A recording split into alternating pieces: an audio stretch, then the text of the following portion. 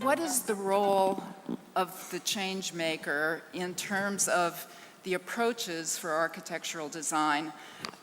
In the first set of approaches where user experience and analysis is implicit, that the people who are going to use the product, the architectural product, are the ones deciding. Or I think in the following two models, the idea that architectural invention can actually solve problems that perhaps people have, that are an antidote to urbanization, that is an uncontrollable force. So what is the role of the public or the user or the participant in either of your approaches, and how does that connect with our idea of the city or the megacity? Megacity being, in my imagination, the city out of control rather than the large city which is more organically grown. If I understand the question, I think the users, the actors, who's making the transformation, I think from the perspective of the work that we've been looking at is that we've been trying to analyze the basic existing typologies, which kind of suck for socialization, for interaction, and for some sort of really human experience in the city, for the most part. So if we start there, we try to look at how people actually, from a workplace perspective, how do they work really well? So we'll spend a lot of time with different companies just watching how they work, how people interact. So a lot of it is research-based, a lot of it is then it intersects intuition at some point, because at some point you have to bring artistry or intuition to the problem. So if we know that people are stymied by these closed, ossified systems, and then we watch how they work, and it's so beautiful when they're actually interacting, there's sort of socialization, and then we put those two together to deconstruct the building.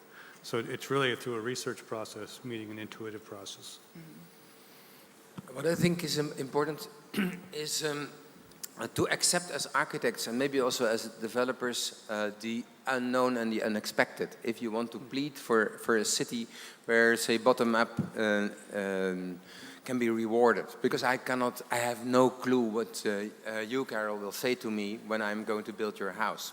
So that in that is, I think, an aspect that so the issue of control is enormous, especially in higher densities. So how to facilitate that is a true question. I like your observation from city to mega city, and then you lose control. That I see actually is quite a positive remark of you. I twist your maybe potential cynicism into somehow kind of optimism. Because but that means also that I have not to look to my buildings from a purely aesthetical point of view. I have to embrace diversity. I have to embrace sometimes ugliness or of IKEA taste environments.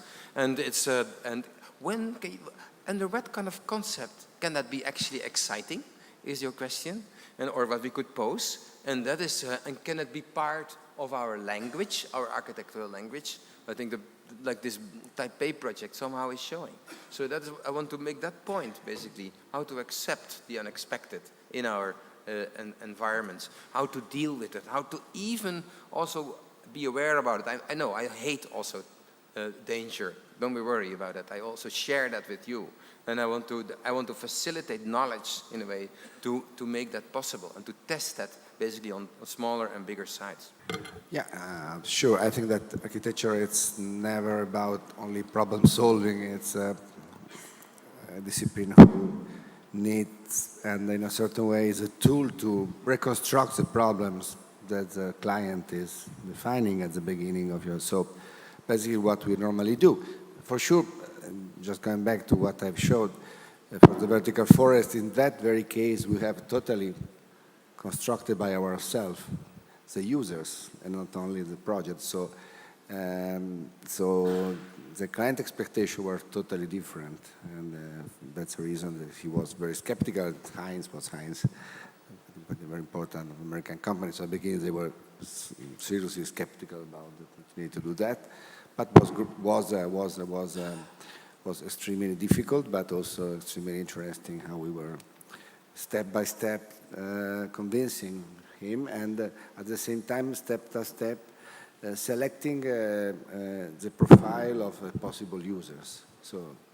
Yeah, but what I like in your project, Stefano, is that it's insanely beautiful, but on the other hand, with your concept, I can cover any ugly building, any ugly architecture, and I don't see it anymore. So I find that dream amazingly helpful to, in the discussion we are just having, how to have a combination between out of control and under control. Unfortunately, it's not possible. That's the reason. So we'd love to imagine that this kind of technology could be used everywhere.